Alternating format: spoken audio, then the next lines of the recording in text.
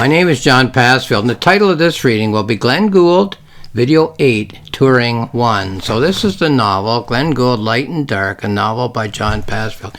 Here's the summary on the back cover. Glenn Gould's life as a musician begins as a fairy tale. As his very first recording, the Goldberg Variations, skyrockets a young Canadian to the top of the music world as a must-see and must-hear concert pianist with sold-out performances all around the world. And then, at the height of his powers and his popularity, he makes a decision about his music and his life, which splits the music world right down the middle and remains controversial to this day. Well, that's what we're going to read about, the beginning of that change that he made in his life that was so unique and controversial in the music world. In the wake of the tremendous success of his best-selling debut album, The Goldberg Variations, Glenn Gould is invited to do a tour of concert halls all over the world. His first such tour takes him to Russia, and subsequent tours take him to Europe. I'm going to read the outer frame, present moment. Now that's my technical term. All it means is the story. I'm going to read the story of Chapter 2 of the novel as expressed in imagery in the mind of the main character, Glenn Gould. So here he is thinking about the actions that he has performed on these tours. So Chapter 2, page 13. Here it is here. Now, in reading this over, I thought there's no footnotes in the novel, but I should mention that this is the 1950s. So when we say Russia, we have to think of the Cold War. It's the USSR that Russia is the leader of, the Union of Soviet Socialist Republics. And of course, Russia and the USSR are communist. Europe and North America, what we call the free world. So these were cultural exchanges. Glenn Gould was invited as a cultural exchange to try to break a little bit of the ice in the Cold War. So the Berlin Wall was in place, the Iron Curtain was in place, and he's going to Russia to perform. Okay, so here are his thoughts. On stage at the Moscow Conservatory, a vast hall with many empty seats. Now here's an image in his mind. Rhythmic clapping from a crowd which fills a room.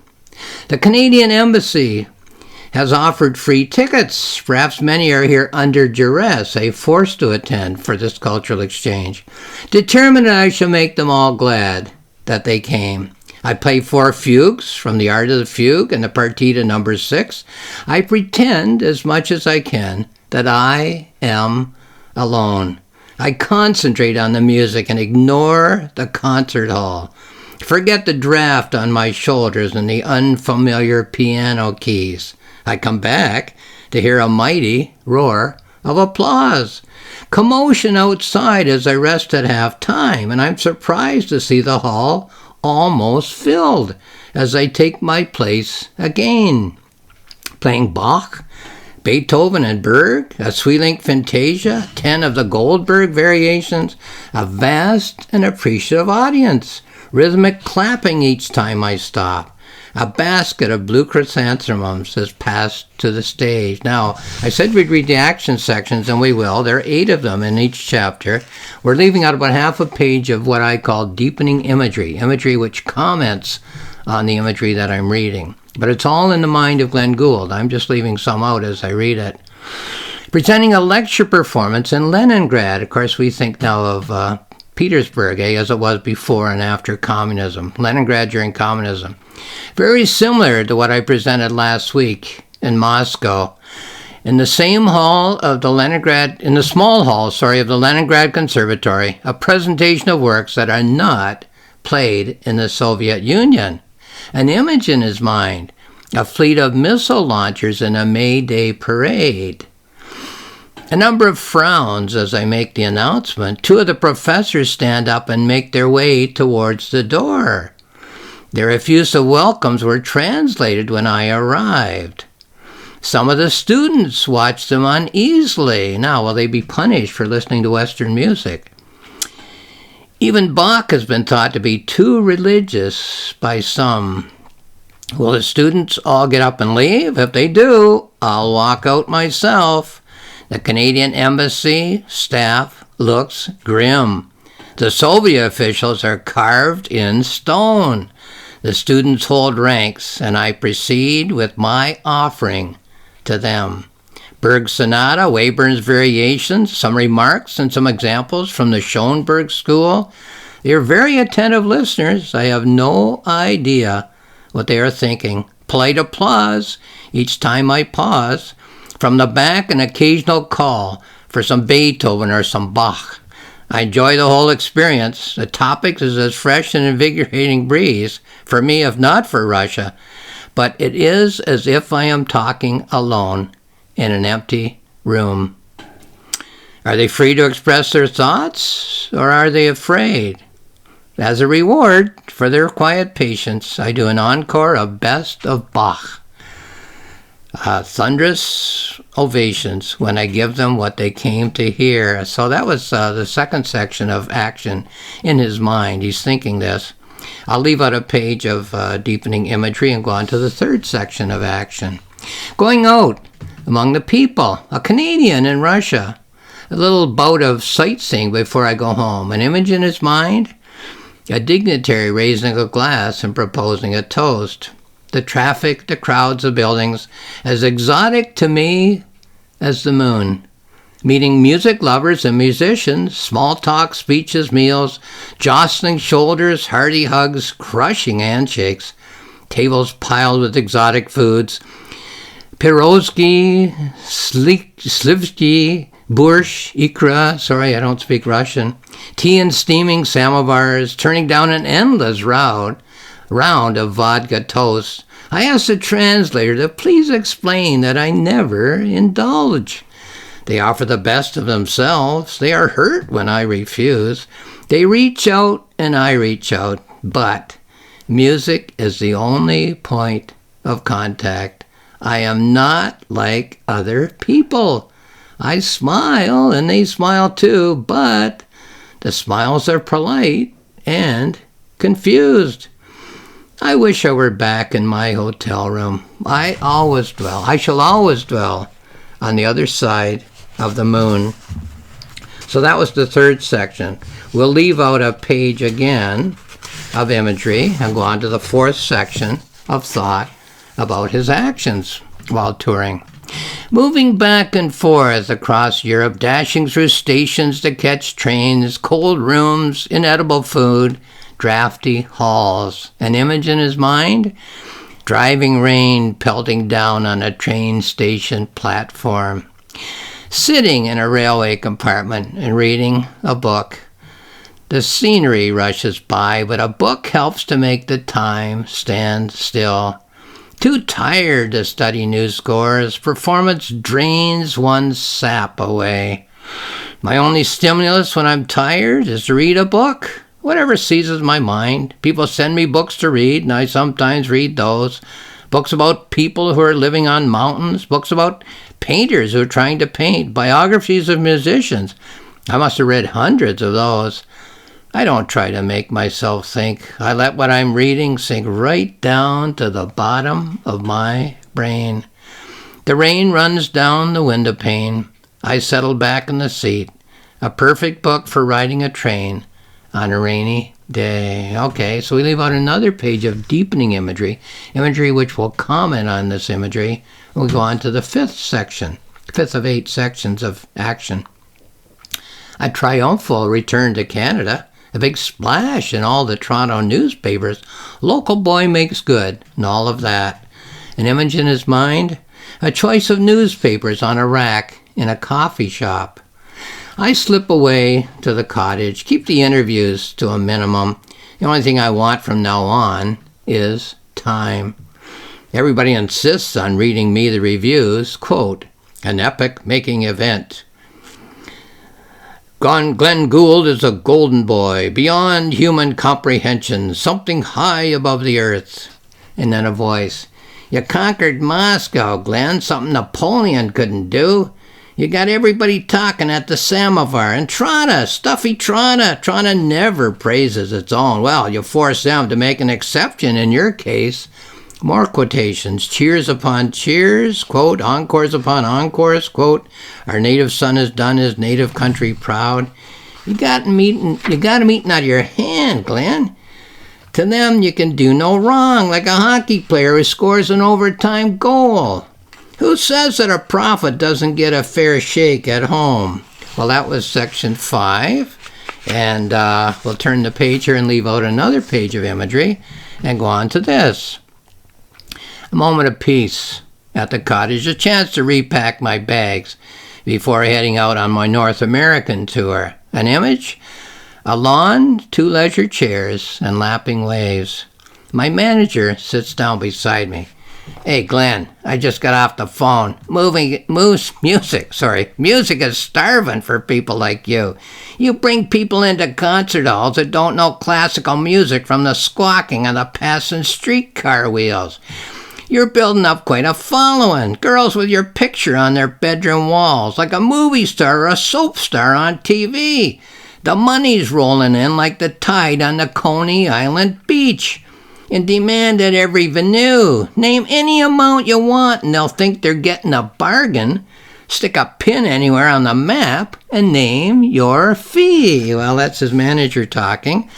We leave number 6, leave out a page of imagery and go on to number 7 of action, section of action. A full day working up a new score. Europe seems a million miles away. An image in his mind? A visiting celebrity posing beside a kangaroo. The offers are pouring in for future tours. Hawaii, China, Japan. So many places I would like someday to see. The Australians are very persistent. They've been courting me ever since the Goldberg came out. I've heard that they work their visiting artists to death. My manager assures me that they will listen to reason. The terms are very good financial remuneration. Boy, I can't talk when I do the manager. The terms are very good financial remuneration. If we can eliminate the exhaustion quotient, you'll find that it won't be so bad. I'm sure they'll listen to reason to get you to come. The sun is setting over the trees. The water's lapping at the dock. Easy to forget what touring is like at the end of such days. And then a half page of imagery we leave out again. And then the last of the 8 sections of Glenn Gould thinking about the actions. Looking over a grand estate, my manager at my elbow, an estate agent showing me around, an image in his mind, a celebrity foursome teeing off for a round of golf, and then some patter. Only 15 minutes from Toronto, views of the river from the balcony, 7 bathrooms, a breakfast room, a scullery, a swimming pool and a tennis court, a whole wing which would be perfect for a recording studio. Here you can make an office for a personal manager. The piano could overlook the swimming pool, social evenings at the golf club, a bridle path and country walks, easy access to the airport, limousine service round the clock. Facts and figures swarm like hornets as the estate agent gives his spiel. The voice echoes as he talks in the empty room. A little daydream, and then I snap back. The only thing I say is, I know the Van Cliburn has bought an estate, but it's not for me. I must have been thinking of a movie of my career. Well, that's the action of chapter 2. So he's disillusioned with touring. All these offers to go all over the world and tour as a concert pianist, playing these pieces over and over again in a concert hall, and he's not very happy. So there's more to come. But that's it for this video reading. Here's a note that I wrote as I was reading this over. Recently, I sat down with a fellow writer. I did so at her request. She had been writing for quite a while, but wasn't satisfied that she had a clear idea of what it was that she wanted to do in her writing. I told her when we first sat down that I don't like to give advice to other writers, even though I've studied literature for 50 years, and I've been a writer for about 25 years. The reason that I don't like to give advice is that I didn't like to receive advice in the early days of my writing career. I found that any advice that was given to me led me to 2 realizations, 2 dashes here. Number 1, that no one understood the journey that I was on in attempting to create a form for the poetic novel of my time. And number 2, that it never occurred to anyone that the advice that they were giving me was based on the standard current novel form, and that if I followed that advice, it would turn me around 180 degrees and be the abandonment of the journey that I was on. Nevertheless, I went against my code and gave her some advice. What I did was to ask her questions, and she answered them. As she answered them for herself, I jotted down some of the options that I felt she would have. So here's number 1. Did she want the stories that she was telling me to be autobiographical as they were printed? Or, number 2, did she want the autobiographical stories to be designated as fiction? Her choice, not mine. Number 3, did she want to start with the earliest knowledge she had of her family? Or, 4, did she want to start and end with herself and work the stories of her family that precede her own birth into the narrative of appropriate times? Her choice, not mine. Well, there are other questions I asked, but I give these questions only to suggest that I tried hard not to impose my own form and style on another writer. What I did do was suggest that if she would ask herself such questions and answer them in written form, this would be a planning notebook or a journal which would help her to clear up her confusion as to what she wants to do with her writing. So I could say in defense of myself that I wasn't really giving advice to another writer, that I was refusing to give advice about the style, the tone, the shape, the form of her future writing, while substituting instead a method of avoiding the advice of other people by connecting with her own best advice giver, her own subconscious creative mind.